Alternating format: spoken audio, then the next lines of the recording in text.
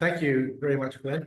Now, this meeting is more than just the regular Rotary meeting. This is also a meeting that's organized by the um, Peacebuilding Group, of which I'm currently the chair. So I'm very pleased to be able to have a peace-building focus for today. And I just want to give you a bit of an overview about how this is going to pan out. I wanted to say a few words first about peace building in this club, because there's been a few things going on. Then we're going to hear some more music, have lunch, and then I will do a more formal introduction of our guest speaker, Brendan O'Connor. Just this past weekend, we had a positive peace workshop organized by Rotary Club of Sydney, and it was facilitated by Charlie Allen, Glenn, myself, and Kayla Cruz.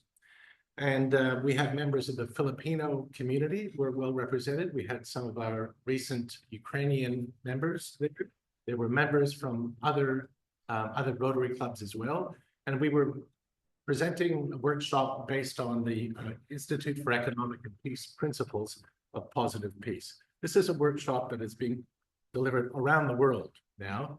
And the objective is to teach more people about how to design peace-building projects that are consistent with the principles of positive peace. The other thing I wanted to mention to you was that there has been a recent Harvard University study into peace building, what works, what doesn't. And they made the point that one of the most effective ways of peace building around the world is something that they call health diplomacy. In other words, peace building projects that focus on building health capital around the world. And the Australian government has picked up on the utility of this because they have just made a $4 million grant, that's the Albanese government has, to set up a rehabilitation hospital in Hebron, in the West Bank.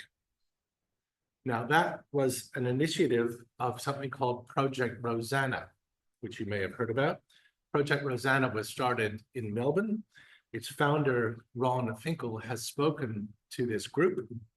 And Project Rosanna is supported by the Rotary Club of Sydney and other Rotary clubs in Australia and indeed around the world. Rosanna has so far developed partnerships with 14 hospitals across Gaza, Israel, and the West Bank, and has trained over 500 trauma physicians, psychologists and nurses on both sides, so Israeli and Palestinians. Now, many Rosanna projects have now been canceled, courtesy of the US aid cuts. We were looking into whether we as a Rotary Club could help fund some of these canceled projects, and it turns out that we can't do that.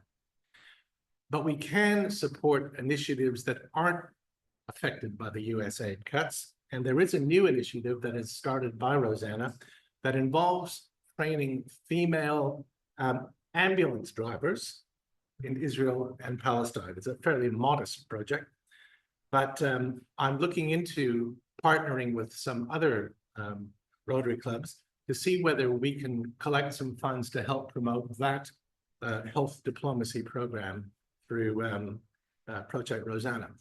The other thing that we're looking at, again, together with other Rotary clubs, is to work together with World Vision on at least one of their charitable projects that has been affected by the US aid cuts. So these are things that are in the works together at the moment that we are working with other clubs for. So I'm very pleased about that.